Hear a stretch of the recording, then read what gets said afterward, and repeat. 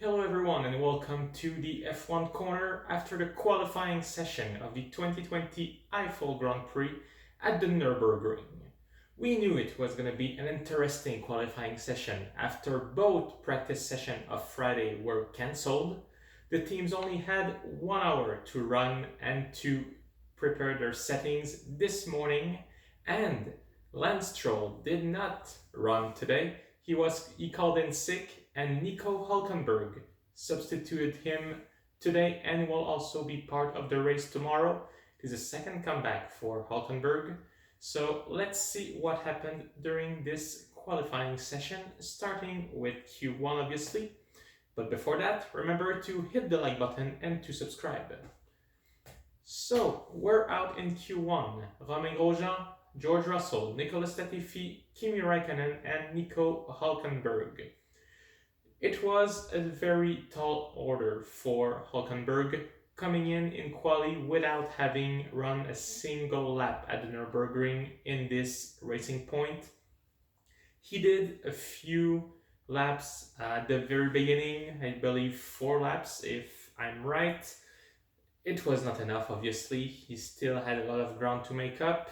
So we'll start in last place, but still only 2/10 of Kimi Raikkonen at 1:27.8. So overall, Hulkenberg is satisfied with what he did. There's not much that he could do better in these conditions. Must learn the car, must relearn the track. He did race here in 2013, but that's a long time ago. So last place for Hulkenberg. Kimi Raikkonen also struggling, becoming this weekend, if he takes the starts tomorrow, the man with the most race start in Formula 1, beating Rubens Barrichello. It's going to be his 323rd race start. The two Williams also struggling, but still giving a good show. Up until the end, we thought they had a chance to make it to Q2. For a while, Nicolas Latifi was even in front of teammate George Russell. Sadly, they could not do better, finish 17 and 18.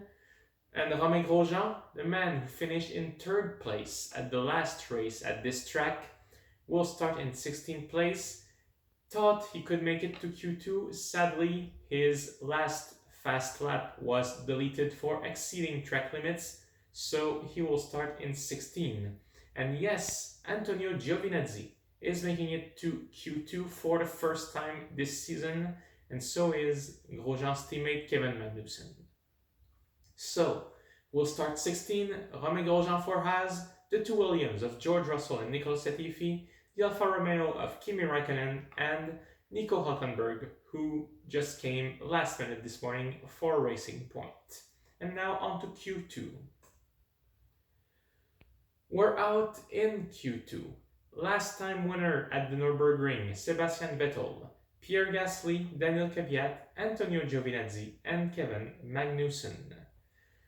Haas did not hope for much more than getting into Q2 for this race. They're taking small victories where they can, already working on a 2021 car and pretty much ditching 2020. This is a good result for them, considering that they could both have made it to Q2 if not for Grosjean's mistake in Q1. Giovinazzi, first time in Q2, not starting 15, so making a place on the Haas of Magnussen. Pretty much fighting for his career at this point. There's no confirmation yet of who will drive for Alfa Romeo Sauber next year, but rumors says that Kimi Raikkonen is about to resign, and with rookies Mick Schumacher set to make their debut sometime this year, and Callum Ilott also trying Formula 1, coming from Formula 2, there's a chance that Giovinazzi's seat could just be thrown out the window. Also looking at guys like Perez, who's out of contract. So Giovinazzi fighting for his career in Formula 1, I believe, and doing a good job today, 14th place. AlphaTauri not making it to Q3 for the first time in a while, or at least not making it close to Q3 for the first time in a while, I should say. 12 and 13, they just like the others, are doing the best that they can with the car that they have, and on a track where they could not gather any real data. Still, Gasly overpowering his teammate Daniel Kvyat once again. And 11th, Sebastian Vettel, pretty much a quality at the image of his season. Did not make it to Q3 while teammate Charles Leclerc did it. Starts 11, gets a free choice of tire, but pretty sure that everyone tomorrow is starting on the soft. 4/10 of Esteban Ocon, while Charles made it safely into Q3. This is a disappointment for Vettel. So we'll start 11, Sebastian Vettel for Ferrari, 12, Pierre Gasly, and 13, Daniel Kvyat for AlphaTauri. Antonio Giovinazzi takes 14th place and Kevin Magnussen 15. And now on to Q3. Let's just say congratulations to Valtteri Bottas, who took pole position today in front of teammate Lewis Hamilton and in front of Max Verstappen. It was tight until the end. We thought that Verstappen had what it takes to make it to pole. We'll come back to that in a second. Let's start at the bottom. Carlos Sainz, Lando Norris, the two McLaren 8 and 10, they will be slightly disappointed with that. They are in the fight for third in the constructors, and they are not making things easy by starting there. But we've seen also in the last couple races that the Renault, Ricciardo and Ocon, who will start 6th and 7th tomorrow, have made good progress. They are making their comeback and are also in this race for third, only 7 points behind Racing Point at the moment. So they are pretty much there. Racing Point, Sergio Perez will start in 9th place, also not making things easy considering that Hülkenberg will be fighting his life to get into the points tomorrow on a car that he doesn't really know and on a track that he did not get acclimated to. So Renault in a pretty good position tomorrow, but anything can happen.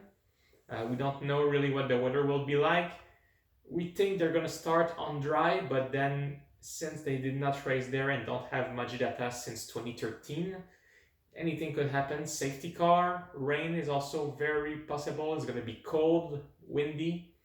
So it's not over for any of those teams. Charles Leclerc, 4th position, miracle for the Ferrari driver. Ferrari came here in the Nurburgring with more upgrades and confirmed that Leclerc and Vettel both have the same car this weekend. So the fact that he made it to Q3 and 4th place is just astounding when you compare it to 11th place for Vettel. Also, Ferrari says that they are really gaining a bit back finally time and making their comeback where they belong, even if they don't hope to win this race or even this season. Good job. Alex Albon in 5th will be disappointed to be beaten by Leclerc, considering that Verstappen is half a second quicker, but still it's improvement for Albon, who was farther than that from teammate pretty much through the whole beginning of the season and even last year. And our top 3, mentioned it earlier, Max Verstappen was at the top for most of the session. We thought he had everything to finally get a pole for Red Bull and the dominance of Mercedes. Struggled with the grip. He complained about it on the radio even after his lap. Could not do better than 3rd place, but just by a few hundredths of a second when you look at it. 4 hundredths of a second behind Lewis Hamilton. So it was going to be a close battle, and I think it will be again tomorrow.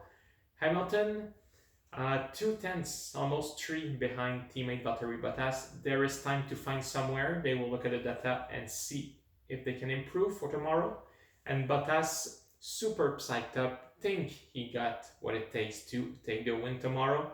And after a win in Russia, if he can take the win once again here, this would put him back really into the fight for the championship, which he is 44 points behind Lewis Hamilton. But could this be a rebirth for Valtteri? Maybe, considering that this week and the next 3 races are on tracks where we haven't been for quite a while, if ever, in the case of Portugal.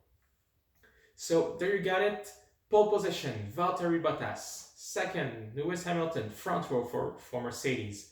Max Verstappen in third place, Charles Leclerc for Ferrari in fourth, Alex Albon fifth, the two Renault separated by less than 2/100 of a second of Daniel Ricciardo and Esteban Ocon, Lando Norris 8th, Sergio Perez 9th, and in 10th place, Carlos Sainz for McLaren.